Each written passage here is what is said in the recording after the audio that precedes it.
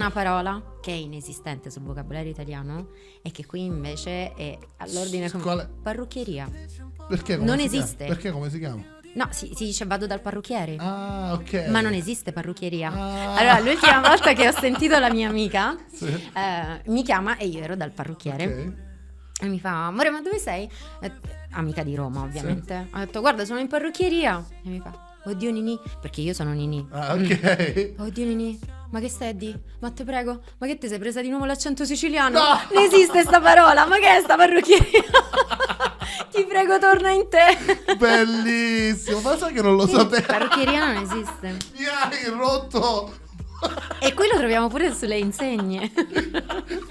Sono Fallo, ti curiosissimo. giuro. Parruccheria non è Parrucchieria, italiano? no. Allucinante. Dal cioè. parrucchiere. Allucinante.